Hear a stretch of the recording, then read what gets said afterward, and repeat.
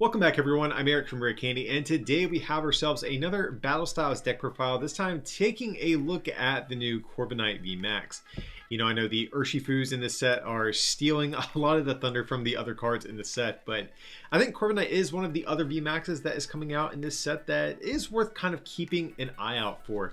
So with this deck, we're just trying to tank hits with Corviknight, heal off damage, and just try to be a solid, two-shotting Pokemon VMAX. Basically, that's what we are going to be going for. And at the end of this video, if you are hungry for some more Corviknight content, I do have you covered. We do have a live match showing off this deck in action that's going to be posted in the coming days. So make sure you are subscribed with those notifications turned on. That way you'll be notified when that video goes up, as well as the rest of my Battle Styles content. And also, I did just drop an exclusive bonus list for Corviknight VMAX over on our Patreon, showing kind of an alternate way to build around this card. So if you guys want to learn about that and help support this channel in the process, I'll have a link down below in the description for you to check out both of those links. But hopping into the actual list, up first we have 3 copies of Corbinite V. So Corbinite V, of course, is the base form.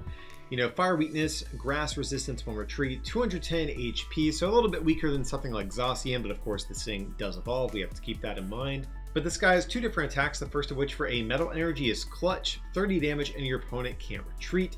And its other attack for 2 metal and a colorist is 190, and it can't use this attack on the next turn. So kind of an okay card. 190 is a decent amount of damage. It can 2-shot a lot of things. You can pick off the Denes, Crobats, all the good stuff. But really, we're just playing this. That way we can evolve into the new Corviknight VMAX, which we are also playing 3 copies of. This is going to be our primary attacker in the deck. So Corviknight is a new VMAX Pokemon. 320 HP, fire weakness, grass resistance, but this guy does gain free retreat, which is actually something I really do love about this card. I think that is a very underrated aspect of this guy. Same thing goes for the ability. Also a very underrated aspect of this card. This Pokemon can't be affected by your opponent's abilities. And that's actually really relevant and gets a number of different decks out there. So think of something like Eternatus VMAX. Eternatus is going to be a deck that if it ever wants to one-shot you, it is going to be reliant on things like Galarian Slowbro with Toxicroak and all that good stuff, or Galarian Zigzagoons. And without having access to those sorts of abilities to inflict additional damage on Corviknight, they're never going to be able to take a one-shot on you. Also think of something like the Giratina that we still have in format that can remove special energy. Now, thanks to this ability, if we have a Coding Metal Energy down, Giratina actually can't even remove that from our Corviknight, making this guy a little bit sturdier against a lot of the fire decks that we have out there as well. So again, really solid ability. There's just a number of different abilities that your opponent could use that this blocks. Really like this thing. And then its attack, 2 metal on colorist is 240, and it can't use this attack on the next turn. So 240, it's fine. We can one-shot Zacian and 2-shot VMAXs. That's really all I'm looking for out of a VMAX. So that's fine, especially if we set up multiple of these Corviknights. Because it has free retreat, we can easily just cycle between them. Or if we have a switch, we can just retreat for free, play switch to come back into the active Pokemon or the active spot, no big deal, and keep attacking for 240 over and over. But going on to the other key component of the deck, we have 3 copies of Bronzong. So I actually do want to point out we are playing the Bronzong from Team Up. I definitely think this is the best one that we have in the format, just because it has the evolutionary advantage ability. If it is our first turn going second, we can evolve immediately into Bronzong, which is really nice because if we have, just for example, a Professor's Research in hand and a Bronzong going second, if this was any other Bronzong, we would just have to discard that Bronzong. But with this one, we can evolve, then safely research afterwards. So just makes our deck a little bit more consistent when getting set up. But of course, Bronzong, the new one from Battle Styles, is going to be our other, key component of this deck here. So it has this ability. It's going to look very familiar to anyone who's been playing for a while. It allows you to move your metal energy from one Pokemon to another as often as you would like during your turn, which is really cool. So for example, if we do have 2 Corviknight VMAX set up and we attack with one, next turn we can just retreat into your other one and move all of that energy to your next Corviknight and just keep attacking. Also, it enables cool plays with Metal Saucer, where you can Metal Saucer to something on the bench, then move it to whatever is in the active spot, which is something that is kind of a downside of Metal Saucer. It normally has to accelerate energy to the bench, but thanks to Bronzong, it allows you to move it anywhere you want. We have 2 copies of Zacian V. Of course, this is a metal deck. Zacian is still way too good not to play in some counts. So of course, Zacian is very good at getting set up with the Intrepid Sword ability. We can just draw 3 cards, end our turn. And of course, any metal energies we get there along the way, we can attach to Zacian. And of course, the next turn, just move them off of Zacian onto a Corbinite if we choose to. And Brave Blade is still just a very solid attack. You know, we're doing basically the same amount of damage as our VMAX. And being able to just give up 2 prizes as opposed to 3 is something that can be valuable at certain points throughout the course of games. So Zacian's still a fantastic card, definitely worth playing. And then from there, just to round out the list, we just have 1 copy of Mew for our Pokemon. So just for that bench barrier ability, I'm really just playing this mainly right now to deal with things like Tag Bolt, Cramorant, Spit Shot, and also the new Rapid Strike Urshifu VMAX's second attack. Because there is actually a world where if we are playing against Urshifu and they attach going first, next turn they can just evolve, attach their Rapid Strike energy, and knock out both Bronzors that we might have in play. So Mew's can be very important at keeping our Bronzongs alive and around throughout the course of a game. So as you can see, no Dedennes, no Crobats, anything like that. I am electing for an engine, a little bit similar to what you would see in current iterations of the Lucario Melmetal decks that are running around right now. So at first we have 4 copies of Professor's Research just to discard our hand and draw 7. And to go with it, we have 4 copies of Marnie as well. Very standard sort of supporter engine that we're playing in this deck. By far the best draw supporters that we have in the current format. No reason not to play these guys. But up next from there, we have 3 copies of Boss's Orders. Also, as pretty much expected, just to switch our opponent's active with one of their bench Pokemon, just to choose what we want to take knockouts on. But where our supporter line gets a little bit more interesting is going to be with the new Cheryl supporter card. So this is a new card that we're getting in Battle Styles, and it allows you to heal all damage from your evolution Pokemon, but you do have to discard the energy attached to them. So it's kind of like the old Max Potion, but in a supporter form specifically for evolutions. But basically the entire Wombo combo that we have with the deck is we attack with Corviknight, your opponent swings into you and they can't knock you out because you have 320 HP.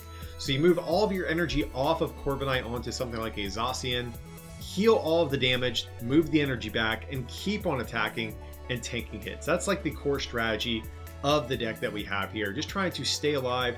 And that's why we're not playing things like Crobats, Dedennes, a lot of those lower HP Pokemon, because we don't want to give up extra prizes. We're trying to deny knockouts here. But getting into our items, we have 4 copies of Pokegear 3.0. Since we aren't playing some of those multi-prize support Pokemon like Dedenne, we do need other ways at drawing into the cards that we need on a turn. So Pokegear, of course, we just look at the top 7 cards of our deck, pick a supporter we find there, put it into our hands. So this basically gives us 4 more outs to a way to draw cards. Also, it's going to allow us to dig deeper, to hit boss when we need it. Likewise for things like Cheryl as well. Again, just very valuable if we're not playing something like Dedennes or Crobats. We also have 4 copies of Metal Saucer in the deck as well, just because, I mean, we're a metal deck. This is one of the best cards that the type has access to. We can just accelerate a metal energy from discard to one of our bench Pokemon. But like I said, the bench Pokemon thing really isn't even a big deal because we can just move that energy from the bench to our active thanks to Bronzong. Up next from there, we have 4 copies of Quickball, the best ball search card that we have in the format. Just discard a card from our hand, search your deck for a basic Pokemon. Of course, being a metal deck, we can also discard metal energies to accelerate with Metal Saucer as well. Not too much to say about Quickball, just the best search card we have in the game right now. But we are also playing 2 copies of Evolution Incense in the deck. So we're going to be leaning a little bit heavier on Evolution Incense as opposed to something like Pokemon Communication, just because we don't really play a whole lot of Pokemon in this deck, meaning that Pokemon Communication isn't going to work as consistently as we would probably like. So Evolution Incense just allowing us to search our deck for an evolution, put it right into our hand. I think it's going to work a little bit better than Communication most of the time.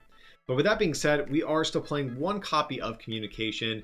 It's going to kind of act as a 5th Quickball in certain instances, or a 3rd Evolution Incense. So we just put a Pokemon from hand back into our deck, get a different one. So like I said, it's not going to work as consistently as in some other decks, so that's why we're playing the lower count here.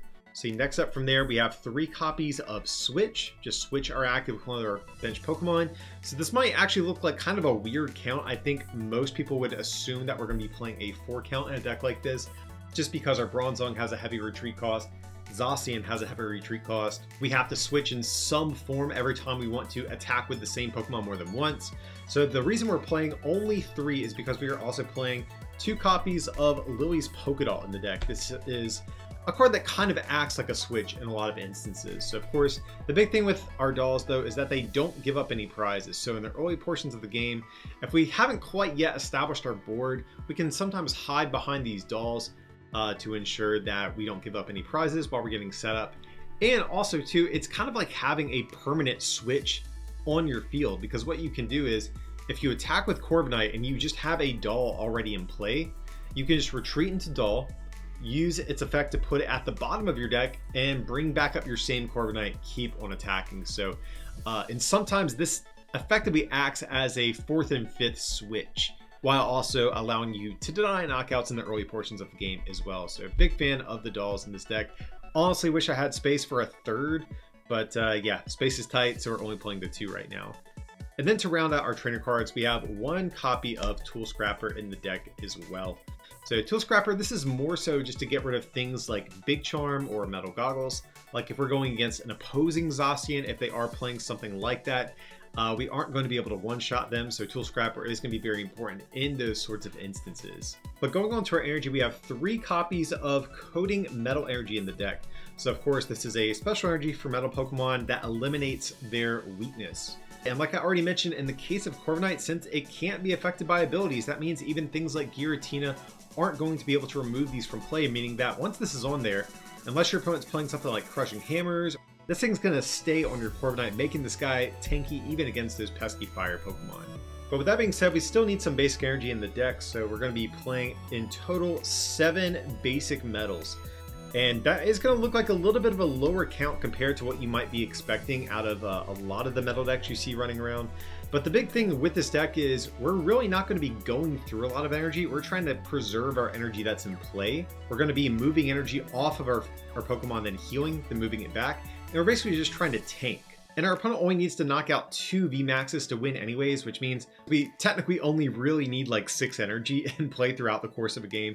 So 10 should be more than enough. The only downside is you don't hit it off Intrepid Sword quite as often as you would like in some of the other Zacian variants. But again, I think this is all you need throughout the course of a game, especially in conjunction with Metal Saucer. But that's going to wrap up our look here at the Corviknight VMAX deck. I really hope you guys enjoyed this deck profile. It's been a lot of fun for me to test out this deck. I was a big Darkrai Hydreigon player back in the 2012 era of the game. And playing this deck kind of feels right at home because it's the same sort of strategy with the whole moving your energy off and healing sort of strategy. So I really have been enjoying trying this thing out. But let me know what you think down below in the comment section. Do you like this whole Corbinite tanking deck, or are you just going to stick to your normal Zacian decks after this set comes out? Let me know what you think down there below in the comment section. And like I said too, guys, if you do want some more Corbinite content, stay tuned. Make sure you are subscribed and ring that bell. That way you'll be notified when the live match showing off this deck in action gets posted. And like I already mentioned as well, there is a bonus list being posted on our Patreon. So if you want an alternate take on Corviknight VMAX, be sure to check that out. Links to all that stuff will be down below in the description when they are posted. But that's going to be it for today's content, guys. If you did enjoy today's video, of course, smack that like button. Or if you do want to take your support to the next level, you can check us out over on Patreon, like I already mentioned, or you can pick up some merch over at rarecandytcg.com. It would be much appreciated. But thanks so much for watching, and I'll see you next time.